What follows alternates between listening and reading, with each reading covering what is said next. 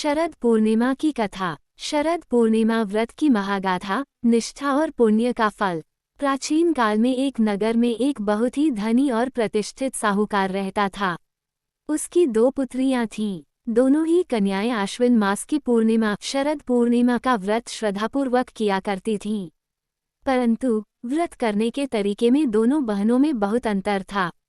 बड़ी बेटी धार्मिक कार्यों में अत्यंत निष्ठावान थी और वह पूर्णिमा का व्रत समस्त विधि विधानों के साथ बिना किसी त्रुटि के पूर्ण करती थी।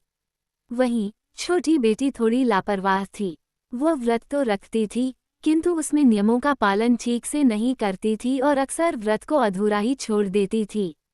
उदाहरण के लिए, पूर्णिमा के दिन उसे संध्याकाल में भोजन नहीं करना चाहिए था, पर वह कर लेती थी।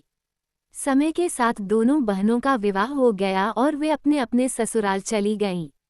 भगवान विष्णु की कृपा से बड़ी बेटी को संतान सुख प्राप्त हुआ और उसकी संतानें दीर्घायु हुईं।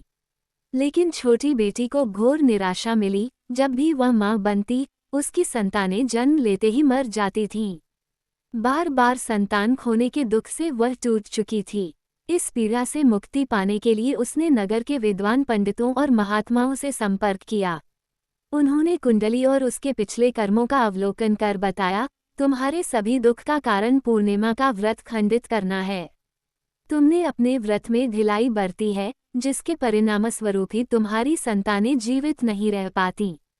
यदि तुम आने वाले सभी पूर्णिमा के व्रत पूर्ण श्रद्धा और कठोर नियमों के साथ करोगी, तभी तुम्हें संतान सुख प्राप्त होगा।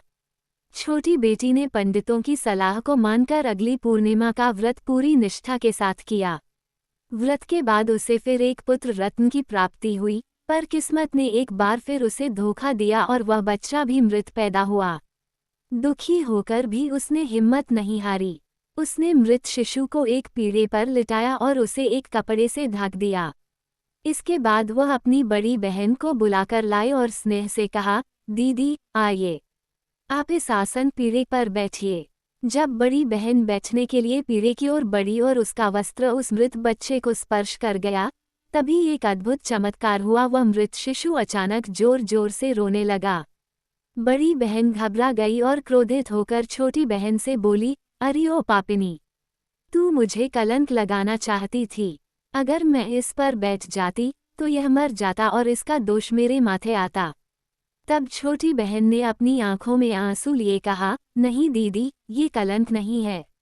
ये तो आपके पुण्य और व्रत की शक्ति का प्रताप है। आपके सौभाग्य के स्पर्श मात्र से मेरा मृतपुत्र जीवित हो उठा है। ये घटना पूरे नगर में फैल गई।